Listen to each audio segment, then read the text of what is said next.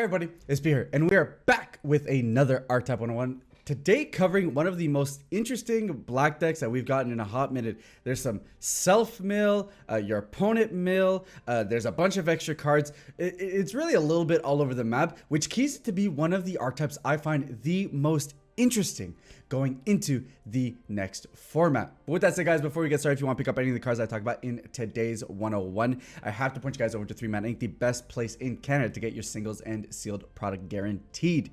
And if you want to watch me pilot decks like this, Xeno is probably one of the decks I will be looking to pilot jumping into set 14. Then link to my Twitch is down in the description below. I stream every Monday through Wednesday and on weekends for tournament runs. But with that said, we'll just jump right into the archetype. So it is very much extra card heavy. A lot of the cards interact with the extra cards or allow you to free play extra cards, and all the extra cards have the Desire-esque effect where they gain the extra trait of being a Shadow Dragon card, allowing for more flexibility in how the archetype is played out. And there's a mill sub-archetype. Now, I'm going to say, based on my overview of the cards, you're really not focusing on the mill aspect of the game. I don't think that's really what you're trying to do. I think it's something that you coincidentally do as the game goes out, and if the game goes long, you have a card advantage on your opponent and you're able to push them away. But it doesn't seem like you mill enough cards that's really the main focus of the archetype. But of course, everything starts off with the leader, and here piloting the Xeno Shadow Dragons is Sin Shenron. The first leader, I believe, with blocker, which is absolutely insane, but very valuable. There's a lot of instances where your board, your Unison, many aspects of your current play style may actually benefit from your leader actually tanking hits, and your opponent will really want to have to deal with some stuff on your board, and your leader being a venue to prevent that is actually a phenomenal way. It also prevents your opponent from just trying to not deal damage to you, because you can just go out and block anytime you want. Then he has an auto when you activate a Shadow Dragon extra card from your hand, which multiple are in the deck. You and your opponent place the top card of your deck in your drop areas. There's going to be some benefits to you milling yourself, which we'll see a little bit later. Auto, choose one black Shadow Dragon card in your hand and discard it. When this card attacks, draw one card, then switch this card to active mode at the end of the turn. So you're going to get your swing in. You're not plussing, because you are replacing a Shadow Dragon and then drawing, but you do get the restand, meaning you're always going to get the blocker while being able to filter your hand effectively. And again, discarding has some other utilities in the archetype as well. Then in Awaken, if your life's at 4 or less, or there are 7 or more black Shadow Dragon cards in your drop area, you may draw one card, switch up to 1 year energy to active mode, and flip this card over, which is really nice. The alternate Awaken condition doesn't require you to go down life totals. So there is a world where, playing defensively enough, you can actually Awaken at 8 life, let's say, which is very good for a leader that wants to or tries to be defensive. On the Awaken side, we have Sin Shenron, Resonance of Shadow. Once again, blocker. Auto, when you activate a Shadow Dragon deck card from your hand, your opponent places the top card of their deck in their drop area. So now it's not just you and your opponent. Now, because we're already awakened, we don't need to help ourselves self-awaken. We're going to go ahead and just do it on our opponent. Auto, when this card attacks, draw one card, and this card gets 5k power for the turn. At the end of the turn, switch this card to active mode, so the blocker will still be live, and you have a 20k attacker, which is sick. Then activate main or battle once per turn, Spirit Boost 1, because we are Cross Spirit, the Spirit Boost set. Choose up to one Shadow Dragon extra card in your hand and activate it. Activate main / battle skill without paying its energy cost, which is super powerful, super valuable. Cheating costs is one of the best things you can do in this game. It usually leads to most of the tier 1 strategies, and there's a lot of flexibility in the different extra cards that you can activate with the skill, especially considering it's activate main or battle, meaning you can also activate it on your opponent's turn if you wish. Then, of course, we can't talk about Spirit Boost itself without talking about the Unison.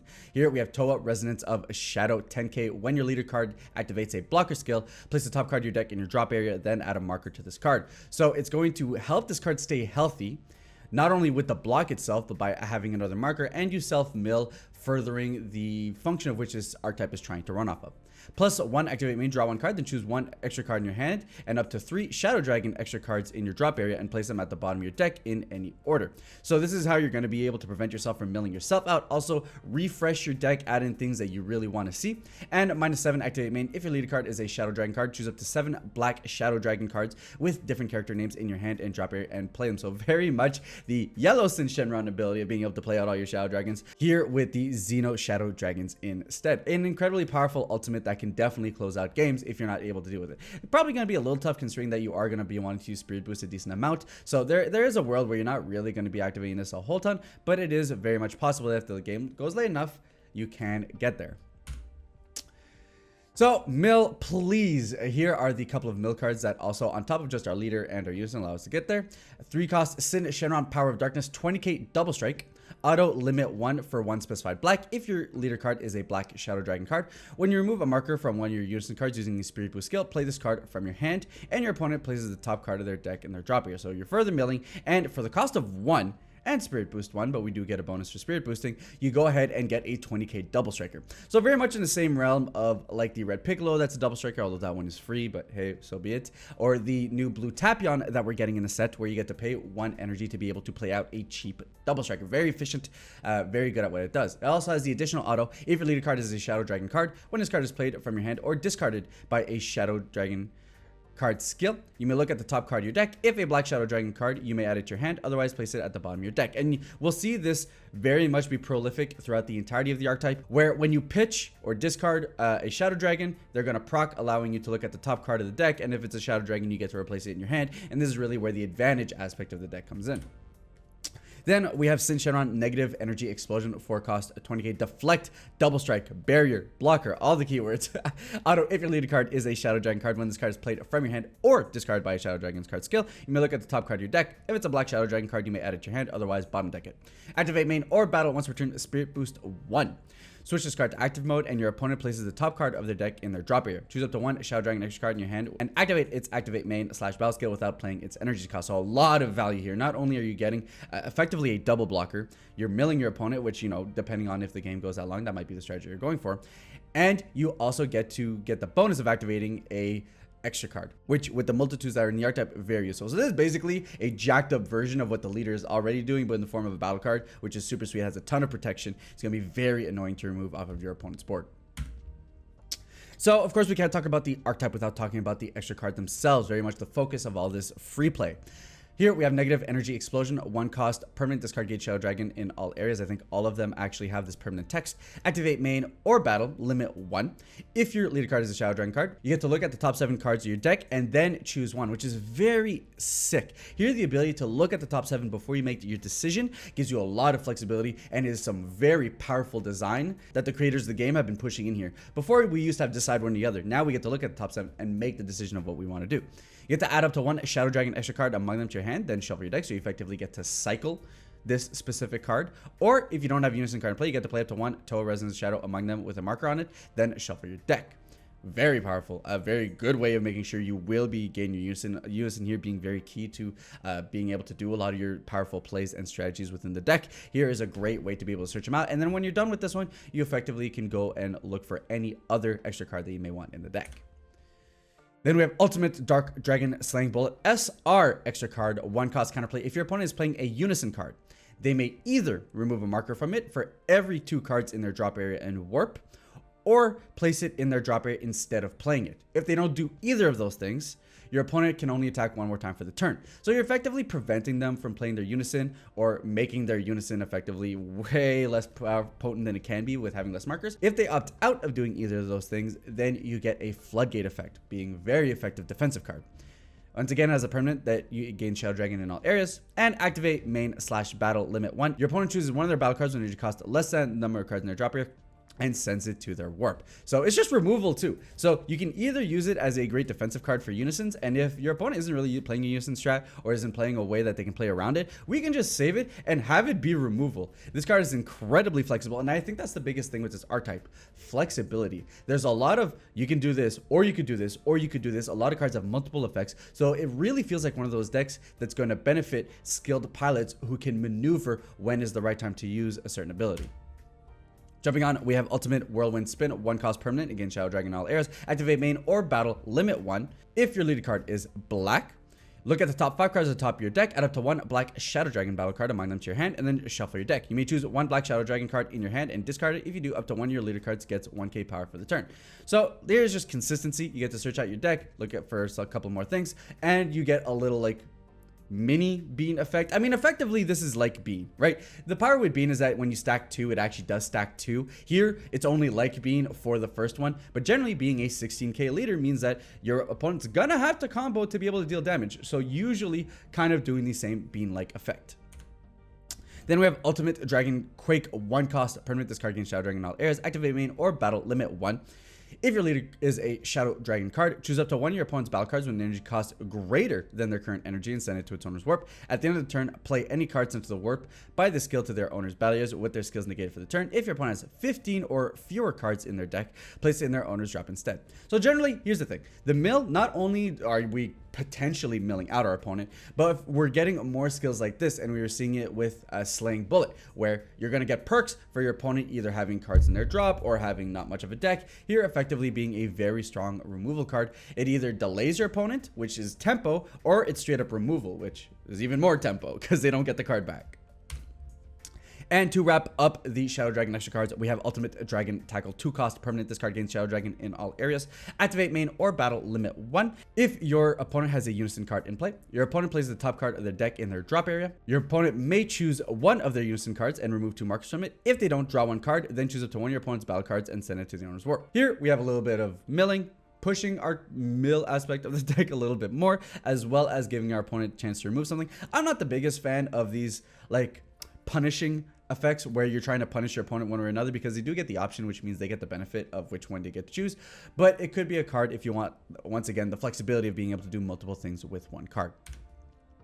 Going into the finishers of the deck, these are the things that you're really going to be trying to push and try and close out with. We have Hey Shenron, Power of Darkness, 1 cost. If your leader card is a Shadow Dragon card, when this card is played from your hand or discarded by a Shadow Dragon card skill, you may look at the top card of your deck. If it is a Black Shadow Dragon card, you may add it to your hand. Otherwise, place it at the bottom of the deck. Once again, most of these battle cards have this type of effect. Activate main once per turn, specified black. If your leader card is a Shadow Dragon card and you switch this card to rest mode, choose up to one Black Shadow Dragon card when energy cost of 3 or less in your hand and play it, which puts us into Hey Shenron, Negative Energy Explosion. And this is really like one of the cards that you're really trying to close out with. 1 leads into 3, of course. 3 cost, 15k critical blocker. Auto, if your lead card is a Shadow Dragon card, when this card is played from your hand or discarded, you get to look at the top card of your deck. If it's Shadow Dragon, yada yada yada. Auto, when this card attacks, choose up to one of your opponent's battle cards, send it to its owner's warp, then switch this card to active mode at the end of the turn, which is really cool. You get a blocker, you get a critical attacker, which means you get the defense as well as the offense. Jumping onto the other Shadow Dragon, we have Natron Shenron, Power of Darkness, 1 cost, 4k. Auto, if your lead card is a Shadow Dragon card, when this card is played, choose up to one Shadow Dragon extra card in your drop area and add it to your hand. So this one kind of being a recursive draw, we're getting ourselves the ability to be able to reuse some of the extra cards that we have in our drop. And once again, when this card is discarded by a Shadow Dragon's card skill, you may look at the top card of your deck. If it's a Black Shadow Dragon card, you may add it to your hand. Otherwise, send it to the bottom of your deck. Do be specific here that this one isn't on play. Also, a lot of them do it when they get played. This one, because it already has an on play of plussing you, it is only when it gets pitched. But Natron Shenron then goes into Negative Energy Explosion, 3 cost, 20k deflect blocker. If your lead card is a Shadow Dragon card, when this card is played from your hand or discarded, you get to look at the top card of your deck and add it to your hand if it's a Shadow Dragon. Auto, when this card is played from your hand, choose up to one of your opponent's battle cards with an energy cost of 5 or less in their battle area or drop it and place it under this card. Up to one of the chosen card's keyword skills, and this card gains that skill until the end of your opponent's next turn, which is sweet. It means you can gain double strike, means you can gain critical. You can gain blocker again, I guess, if you want the card to have double blocker. But effectively, it is removal that also applies pressure. And really, it's kind of, this is where the deck is going, right? The fact that these are the kind of finishers, I mean, they're more mid-range pieces than anything else, but I really want to put as finisher to highlight that this deck is very much a mid-range deck. You're definitely trying to win a game of advantage versus your opponent while doing kind of control aspects, kind of pushing a few bodies. It is kind of like an epitome of a mid-range deck, all things considered.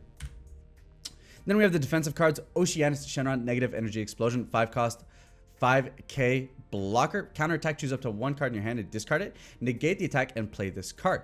If you played a card, your opponent can't attack for the turn unless they place the top 4 cards of their deck in their drop area each time. So it's like a topo, but instead of this time of forcing your opponent to pitch cards from their hand, you're forcing them to mill, which is huge, especially in an archetype where you're already kind of milling them anyways, which means that they are effectively shortening their lifespan versus deck. It's a shame that this isn't a card that could be run in Janemba, because if it was, I'd be so all over it. But nevertheless, it's weird, right? Because some decks are really not going to care about this effect, because effectively they probably can't kill you before this kills them. But some decks will care a lot, especially in slower matchups. So it is definitely on the weird spectrum of cards, but definitely something to watch out for. Permanent, during your opponent's turn, reduce the energy cost of this card in your hand by 3, meaning it's a 2 cost. Very nice. Auto, if your lead card is a Shadow Dragon card, when this card is played from your hand or discarded by a Shadow Dragon card skill, you may look at the top card of your deck. If it's a Black Shadow Dragon card, you may add it to your hand, otherwise bottom deck it. So again, more consistency. Most cards in this archetype have this type of skill. And of course, we have the super combo Oceanus Shenron, Power of Darkness. It is nice nice that we have a super combo in Archetype.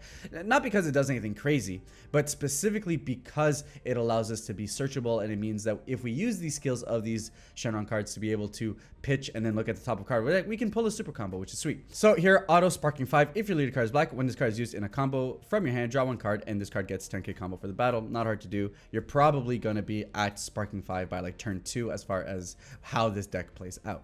Auto limit 1. If your leader card is black and you choose one of your black Unison cards, when you remove a marker from your Unison card by using Spirit Boost, you effectively get to put this card under it and draw 1 card. So it replaces itself and you get a marker on your Unison. It's hinge.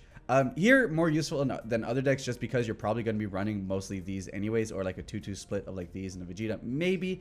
But generally, because of the added consistency that you're able to just be able to draw these, you're probably just going to be running these anyways, more so than other decks where you would probably have like a 2-2 split. And that's Xeno Sin Mill, the very strange archetype that uses a bunch of extra cards. Mills itself, mills your opponent, plays a lot of cards for cheap, and looks at the top card of the deck, and then based on what it is, you get the draw. And the deck does a lot, which I think puts it in a very interesting position, kind of like where Dark Broly used to be, where it just really took some time to understand how the deck wanted to be played, and some very committed pilots to kind of run it for a little bit to really see, okay, how is this meant to work, and in what way can I do these things to my advantage to make this a really powerful archetype. And keep in mind, this is an archetype we're probably going to revisit. There's a lot of shadow dragons, like the yellow shadow dragons, that were not part of this set, meaning that we're probably going to get multiple sets of support, which means that this could just become even more and more powerful the more and more it goes forward, which is definitely something to keep your eyes out for.